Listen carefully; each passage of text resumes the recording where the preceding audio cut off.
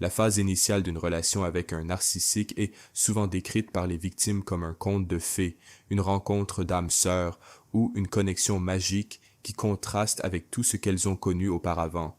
Pourtant, ce que vous vivez durant les premières semaines ou les premiers mois n'a absolument rien à voir avec l'amour, le romantisme, le destin ou une harmonie spirituelle. Il s'agit en réalité d'une opération d'infiltration tactique. On parle souvent de bombardement d'amour, mais cette appellation est extrêmement trompeuse et dangereuse car elle masque la véritable nature du processus. Il ne s'agit pas de bombarder d'amour, il s'agit d'une manipulation comportementale implacable visant à détourner votre cognition, neutraliser votre esprit critique et vous amener à abaisser toutes vos défenses psychologiques. Pour comprendre le fonctionnement du cycle de la violence et pourquoi il est si difficile d'y échapper, il faut d'abord déconstruire le fantasme et comprendre la logique implacable qui sous-tend ce piège. Le narcissique n'entame pas une relation dans le but de partager une vie, de construire un partenariat ou d'échanger une affection sincère. Son seul objectif est de se nourrir de l'énergie du narcissique, et comme tout prédateur redoutablement efficace, il n'attaque pas à l'aveuglette et ne gaspille pas son énergie. La première étape de l'infiltration consiste en un audit méticuleux et silencieux de vos vulnérabilités. Dès votre première rencontre, il pose des questions profondes, manifeste un intérêt d'une sincérité presque absurde et adopte une attitude quasi thérapeutique. Il vous écoute parler pendant des heures. Il veut tout savoir de vos traumatismes d'enfance, de votre relation avec vos parents, de vos relations passées qui ont mal tourné, de vos complexes concernant votre physique, votre intelligence ou votre carrière. Et surtout, il accorde une attention extrême à ce que vous dites avoir toujours rêvé de trouver chez un partenaire. Vous pensez créer rapidement une intimité, mais en réalité, vous offrez au manipulateur un mode d'emploi détaillé sur la manière de vous manipuler.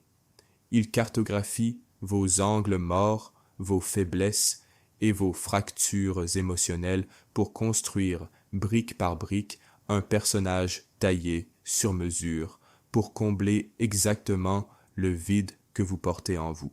C'est là qu'intervient la redoutable technique du mimétisme. Le narcissique agit comme un caméléon psychologique en temps réel. Soudain, comme par magie, vous partagez les mêmes goûts musicaux, les mêmes passe-temps incompréhensibles pour les autres, les mêmes projets d'avenir et les mêmes opinions sur le monde. L'illusion d'avoir trouvé son âme sœur est fabriquée avec une précision chirurgicale, car vous ne tombez pas amoureux d'une personne réelle, vous tombez amoureux d'un reflet de vos propres besoins, vertus et désirs projetés sur vous. C'est pourquoi la connexion semble si intense, immédiate et impossible à ignorer. Le narcissique vous renvoie votre propre lumière, votre propre valeur, enveloppée dans une fausse personnalité d'une perfection absolue. Ce personnage artificiel, cependant, exige une énergie psychique colossale pour être maintenu. Le narcissique ne peut pas maintenir cette mascarade longtemps, c'est pourquoi cette phase est très éphémère, durant généralement de 6 à 12 semaines. Sachant que le masque finira inévitablement par tomber, il doit accélérer le processus de manipulation avant que vous ne réalisiez qui il est vraiment. Pour vous empêcher de respirer, de réfléchir posément, de faire confiance à votre intuition ou de solliciter des avis extérieurs, le harcèlement commence de plus belle. Le rythme de la relation est délibérément accéléré jusqu'à devenir vertigineux. Ce qui prendrait des mois, voire des années, dans une relation saine se produit en quelques jours avec un narcissique. Vous commencez à passer 24 heures sur 24 ensemble, 7 jours sur 7. Grande déclaration d'amour éternel, discussions prématurées sur le mariage, nom de futurs enfants ou propositions de vivre ensemble surgissent dès la première ou la deuxième semaine de vie commune. S'y ajoutent des dîners dans des restaurants chics, des escapades improvisées le week-end, des apparitions surprises au travail et une avalanche de cadeaux symboliques. Tout est méticuleusement orchestré pour un effet cinématographique et instagrammable. Nous avons été élevés et conditionnés culturellement par les contes de fées, les feuilletons et les comédies romantiques. Et le narcissique exploite activement cette faille dans nos attentes irréalistes. Il crée autour d'eux une telle impression de grandeur qu'on a l'impression que remettre en question leurs intentions ou tenter de les freiner relèverait de la folie, de l'autosabotage, voire d'une profonde ingratitude. Au cœur de cette grandiloquence superficielle se cache un mécanisme de défense contre une insécurité pathologique et monstrueuse.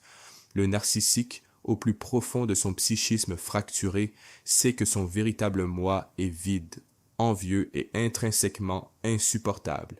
Il fonctionne selon la logique inconsciente suivante. S'il ne construit pas une scène éblouissante et n'achète pas votre attention et votre soumission par une performance impeccable, vous finirez inévitablement par le rejeter.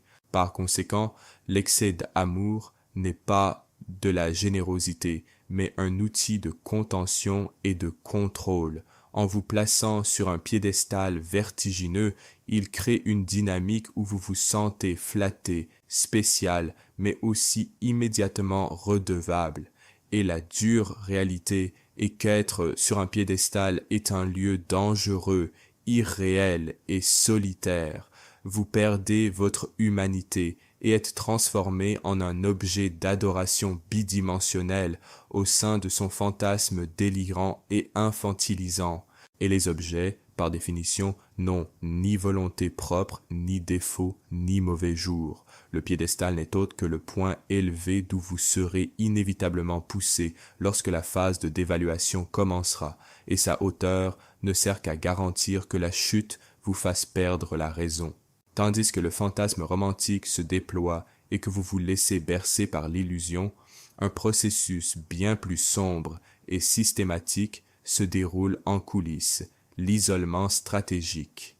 Le narcissique sait que, pour dominer votre perception de la réalité, il doit devenir la seule voix faisant autorité dans votre esprit. Si vous préservez vos amitiés, vos liens familiaux et votre routine, une personne extérieure, dotée d'un regard rationnel et objectif, pourrait remarquer les nombreux signaux d'alarme que vous êtes trop aveuglé par l'ivresse pour voir. Puis, le siège se referme silencieusement, sous le masque brillant d'une attention excessive et d'une passion dévorante. Les SMS sur votre téléphone portable deviennent incessants et exigeants. « Bonjour ma belle, où es-tu? Qu'est-ce que tu manges? À qui parles-tu? Envoie-moi une photo. » Pour une personne ayant vécu des relations négligentes ou anesthésiée par la froideur des relations modernes, où les partenaires disparaissent sans donner de nouvelles pendant des jours, cette disponibilité extrême et cette surveillance constante apparaissent comme une oasis de sécurité et d'intérêt sincère. Mais ne vous y trompez pas, il ne s'agit pas de zèle ni d'une véritable préoccupation, il s'agit d'une surveillance de périmètre. Petit à petit, il sème la discorde entre vous et votre entourage. C'est une remarque subtile. Votre meilleur ami semble envier votre bonheur. C'est une remarque insinuant que votre famille vous maltraite et ne reconnaît pas votre potentiel. Ce sont des disputes et des tensions artificielles, créées de toutes pièces quelques minutes avant votre rendez-vous avec vos collègues, vous obligeant à passer toute la réunion au téléphone à essayer de les calmer. Le but de ces frictions constantes est de rendre les interactions avec le monde extérieur si épuisantes, si pesantes et si conflictuelles que vous finissez par abandonner. Vous annulez vos projets et préférez rester uniquement avec le narcissique pour éviter les conflits. Il vous inculque l'idée que nous contre le reste du monde, se présentant comme votre seul refuge, le seul à vous comprendre vraiment dans un univers hostile et médiocre. Quand vous finissez par regarder autour de vous, vous réalisez que votre monde s'est considérablement rétréci. Vos références en matière de réalité, de bien et de mal sont désormais dictées et filtrées exclusivement par la personne qui orchestre votre destruction émotionnelle. Durant tout ce siège, une réaction biochimique implacable et silencieuse dicte les règles au sein de votre cerveau. Le bombardement constant de messages, la validation incessante, les surprises et l'affection physique inondent votre système nerveux central de niveaux extrêmement élevés de dopamine et d'ocytocine. Vous développez, au sens le plus littéral et biologique du terme, une forte dépendance chimique à la présence et à l'approbation de l'agresseur. C'est une addiction qui s'installe froidement dans vos synapses. C'est à cause de ce brouillard chimique que vous ignorez activement les signaux d'alarme qui clignotent déjà devant vos yeux. Vous voyez les accès de colère soudains et disproportionnés dans la circulation, la manière grossière et méprisante dont ils traitent un serveur, l'arrogance cachée ou l'hypersensibilité colérique à la moindre critique que vous formulez. Mais vous faites ce que font toutes les victimes au début d'une relation abusive. Vous pratiquez l'auto-manipulation. Vous justifiez l'injustifiable.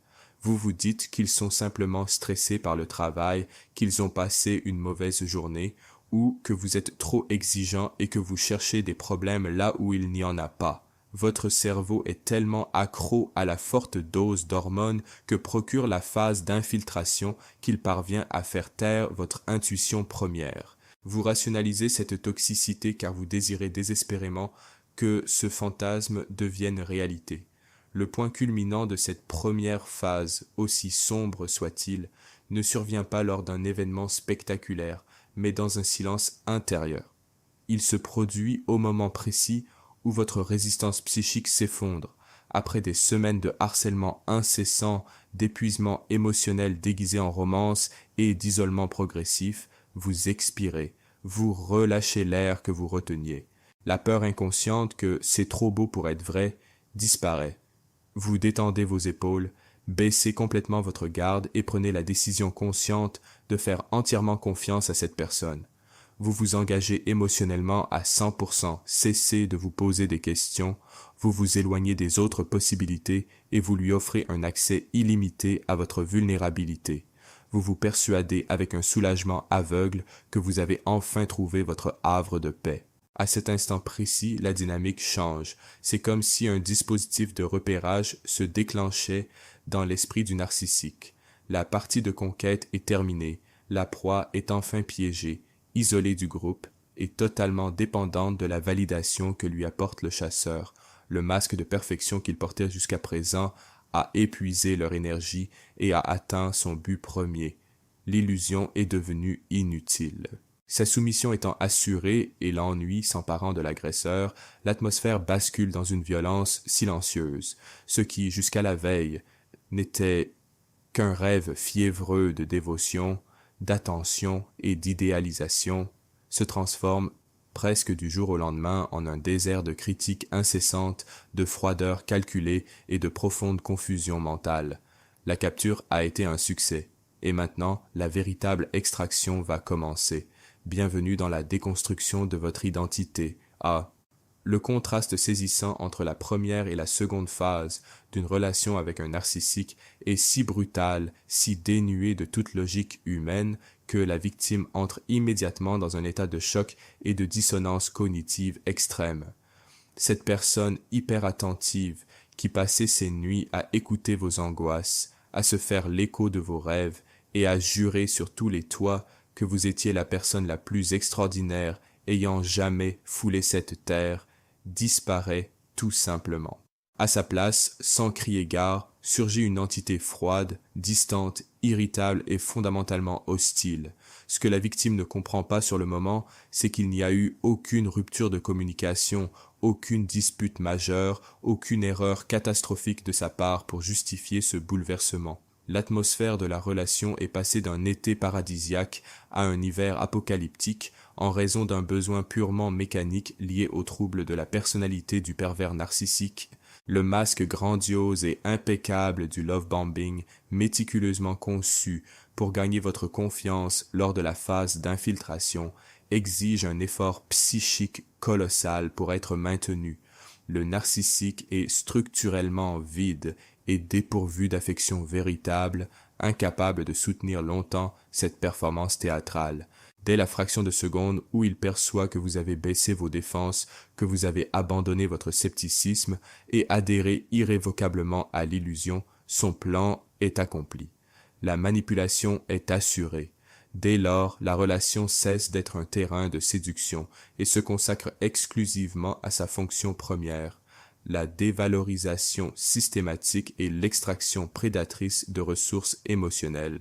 La dévaluation ne commence presque jamais par une explosion de violence verbale ou physique, car cela déclencherait leurs instincts de survie de façon trop évidente. C'est un poison administré goutte à goutte, s'infiltrant sournoisement par des micro-agressions chirurgicales destinées à tester leur soumission. Soudain, les cadeaux extravagants et les déclarations publiques s'évaporent, laissant place à des commentaires biaisés et à un sarcasme venimeux déguisé en plaisanterie inoffensive. C'est ce regard de mépris et ce roulement des yeux quand vous portez cette même tenue qu'ils prétendaient adorer. C'est une impatience violente face à toute histoire que vous tentez de raconter. En quelques jours, l'écran de leur téléphone devient bien plus intéressant et urgent que n'importe quel mot qui sort de votre bouche, tandis qu'il sourit aux messages d'autres personnes juste devant vous. Tout chez vous devient une source d'irritation insupportable. Votre rire les irrite. Vos ambitions professionnelles sont minimisées par des moqueries subtiles.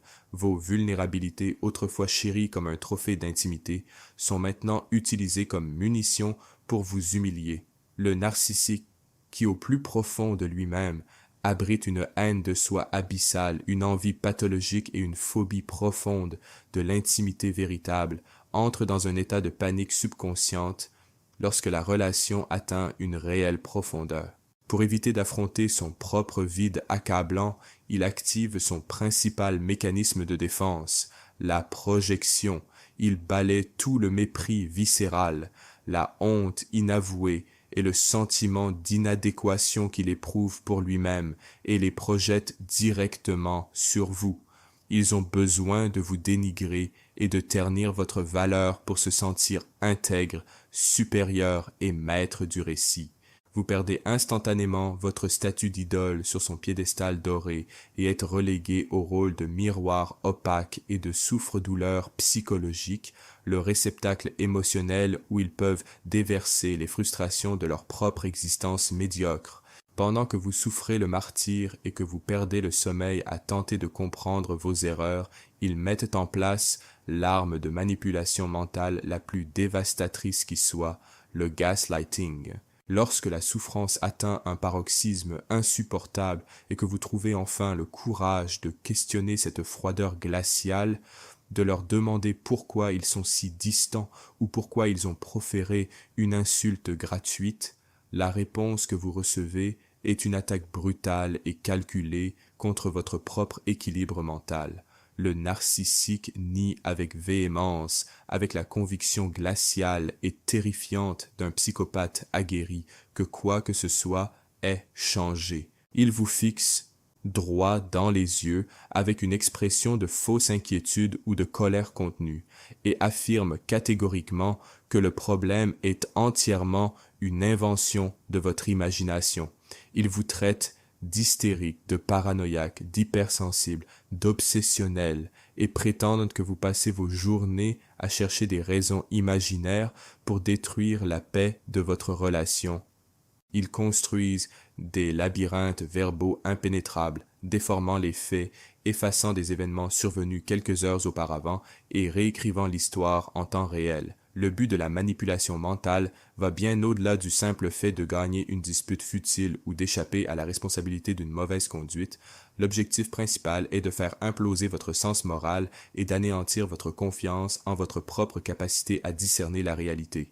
En érodant systématiquement votre jugement et votre mémoire, le narcissique se proclame l'arbitre suprême, le seul interprète autorisé de ce qui est réel et de ce qui relève de la folie au sein de cette dynamique. Acculé et terrifié à l'idée de saboter un amour parfait, la victime commence à douter de ses propres intuitions. Vous vous excusez en larmes d'avoir été maltraité, vous étouffez votre intuition et vous devenez exclusivement dépendante de la version de la réalité imposée par le bourreau. Votre esprit devient une extension soumise du sien. C'est précisément à ce point de rupture que le génie macabre et l'efficacité de la manipulation atteignent leur apogée neurologique grâce à un renforcement intermittent.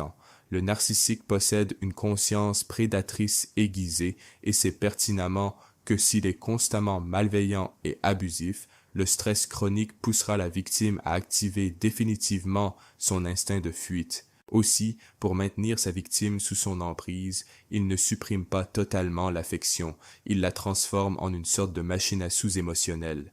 Après des semaines d'humiliation implacable, de silence punitif qui dure des jours et de déni constant de son existence, il déverse soudainement, sans la moindre explication logique, une dose massive d'affection, un simple dîner romantique, un doux message en milieu d'après-midi, un compliment sincère, une nuit de passion qui fait écho aux illusions de la première phase. Cette injection brutale et imprévisible de fausse empathie inonde votre système nerveux central dévasté d'une décharge de dopamine, créant un pic d'euphorie et de soulagement comparable à l'héroïne dans le sang d'un toxicomane de longue date. Votre cerveau traumatisé, en quête désespérée de soulagement face à cette douleur atroce, efface comme par magie toute la souffrance et l'humiliation du mois précédent. Vous vous persuadez que la cruauté n'était qu'une phase passagère, que le partenaire monstrueux n'est pas le vrai partenaire, et que la version affectueuse d'aujourd'hui est le véritable visage de votre amour. Conditionné par ce cycle sadique de maigres récompenses et de punitions sévères, vous devenez accro au chaos. Vous commencez à altérer votre personnalité, à abandonner toutes vos limites non négociables, à vous isoler de vos amis et à déployer des efforts surhumains pour vous réparer et sauver la relation dans l'espoir pathétique de retrouver le mirage de la première phase. Vous vous débattez pour retrouver les miettes d'une personnalité déjà morte. Ils observent votre dégradation physique et mentale avec une omnipotence et un triomphe dissimulé.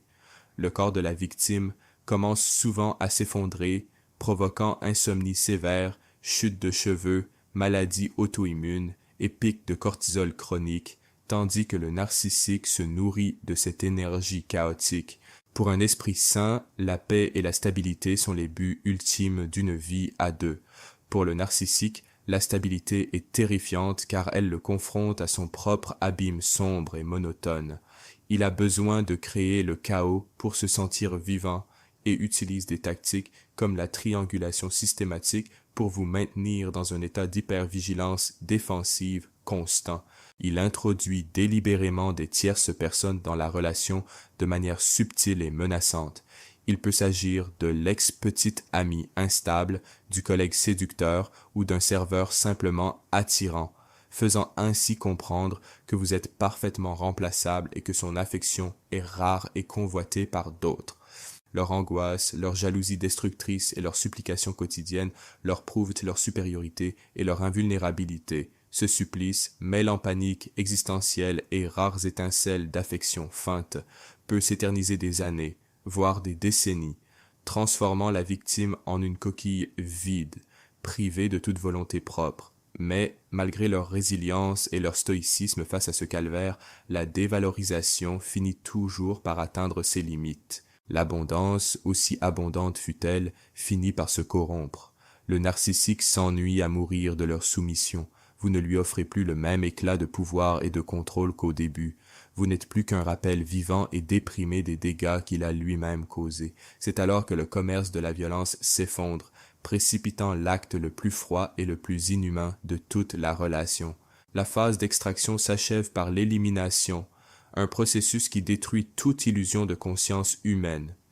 L'élimination narcissique n'a absolument rien à voir avec la fin douloureuse, mature et civilisée d'une relation où l'amour s'est refroidi mais où le respect demeure. L'élimination pratiquée par un narcissique est comparable à la facilité déconcertante avec laquelle un chirurgien ampute un membre gangrené et le jette à la poubelle de l'hôpital sans verser une larme. Elle est si froide, si soudaine et si brutale que la victime a véritablement l'impression que son partenaire a été remplacé par une réplique cybernétique ou un prédateur d'une autre espèce. Ils décident que vous ne leur êtes plus d'aucune utilité et vous excluent de leur vie avec une brutalité froide, disparaissant souvent sans laisser de traces, changeant de partenaire en quelques heures ou vous mettant à la porte comme si vous étiez un insecte gênant. Souvent, ils refusent lâchement de rompre verbalement, préférant intensifier les trahisons, les mensonges et les abus jusqu'à un sadisme insoutenable qui vous force à rassembler vos dernières forces pour partir. Ils vous poussent à bout et, en vous forçant à appuyer sur la gâchette, ils remportent le prix ultime de la victimisation narcissique. Ils se réfugient auprès de leur famille, de leurs voisins et de leurs amis, en brandissant l'étendard de la souffrance.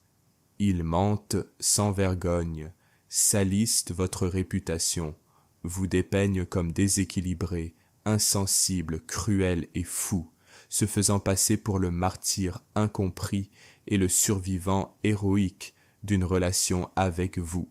Ils s'attirent la sympathie du public, tandis que leur corps et leur esprit s'effondrent dans la solitude absolue de l'abandon, l'erreur la plus destructrice et la plus douloureuse que commettent les victimes à ce stade précis du deuil traumatique est la vaine quête de réponse. Paralysées dans une spirale de confusion, elles reviennent à la charge, envoyant de longs messages déchirants, implorant une réponse à cette question insoutenable: pourquoi m'as-tu fait ça?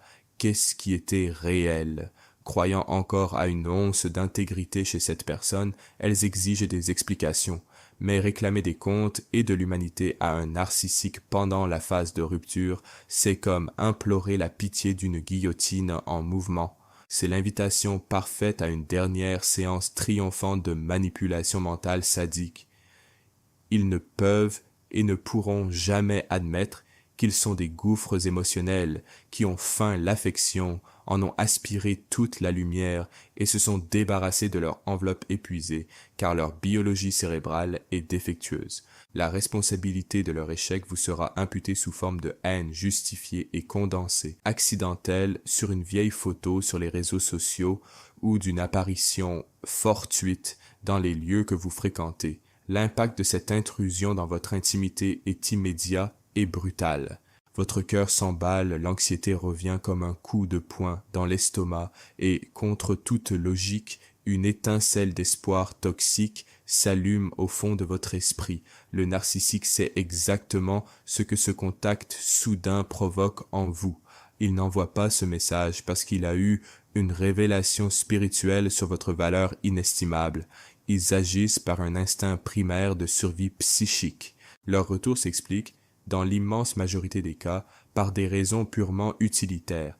La nouvelle source d'approvisionnement qui les a remplacés s'est révélée un échec cuisant, leur masque est tombé dans la nouvelle relation, ou ils ont simplement observé de loin et constaté que vous vous rétablissez, que vous rayonnez à nouveau et que vous retrouvez votre valeur marchande. L'idée que vous osiez être heureux et indépendant hors de leur emprise absolue est une offense fatale à leur ego fragile. Ils reviennent pour se prouver qu'ils détiennent toujours la clé de votre esprit.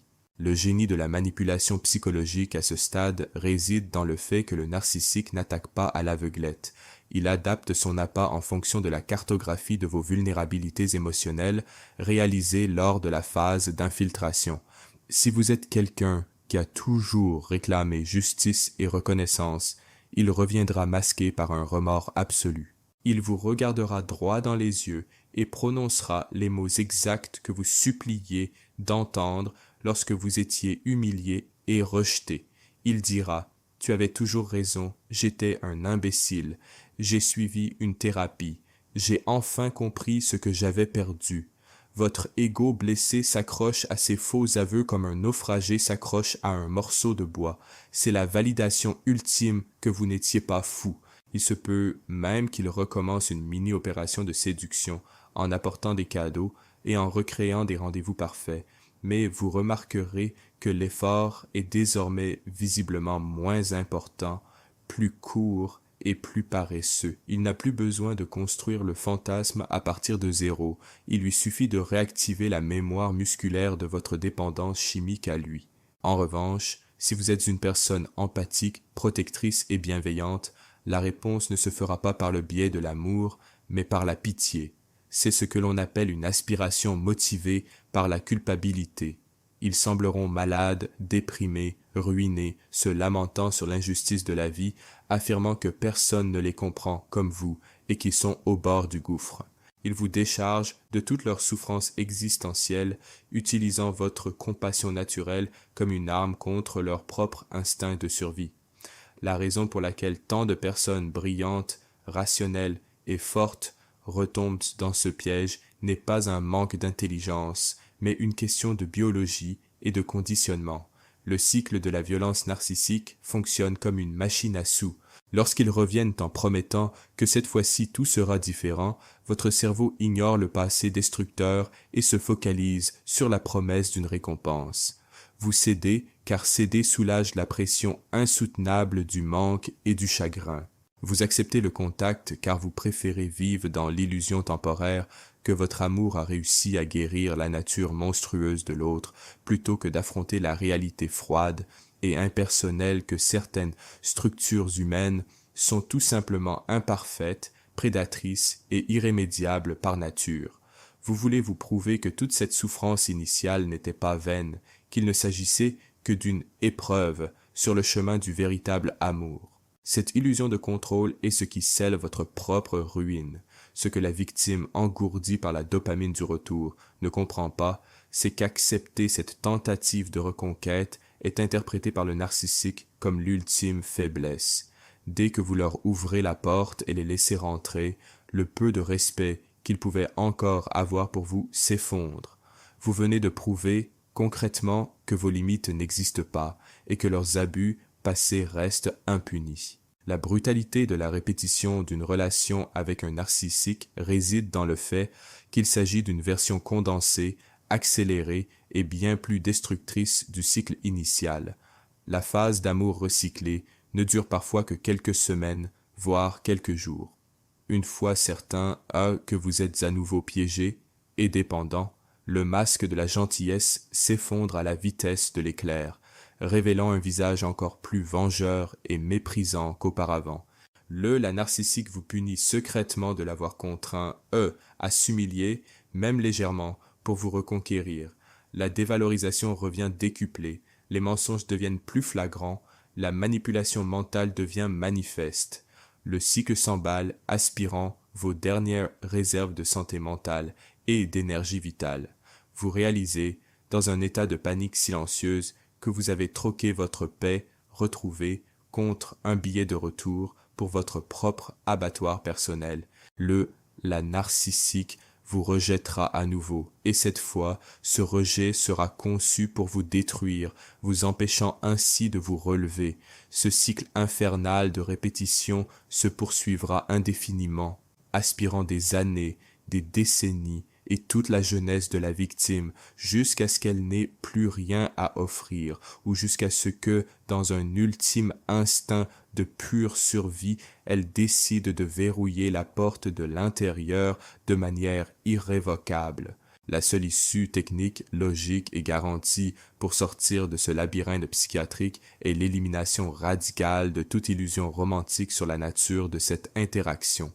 Il faut commencer à percevoir le prédateur non comme un partenaire égaré, mais comme un rouage froid et implacable de la nature en quête de ressources. On ne lutte pas contre une force dénuée d'humanité. On l'étudie, on comprend les mécanismes de la menace et on applique une rupture totale, non pas pour le punir, mais comme une quarantaine salutaire pour son propre esprit. Bloquer tout accès physique et numérique, abandonner l'espoir vain d'obtenir des excuses sincères et accepter la dure réalité. La seule véritable conclusion est celle que vous vous imposez. En comprenant profondément ce cycle, vous neutralisez son emprise maléfique. Vous devenez impénétrable. Si vous traversez ce cycle et que cette analyse vous a éclairé, n'hésitez pas à liker, à vous abonner à la chaîne pour ne pas devenir une proie facile, et à indiquer en commentaire dans quelle phase vous vous trouvez aujourd'hui. Cliquez sur la vidéo qui s'affiche à l'écran pour comprendre précisément comment un narcissique réagit lorsqu'il réalise qu'il a perdu le contrôle sur vous. À bientôt.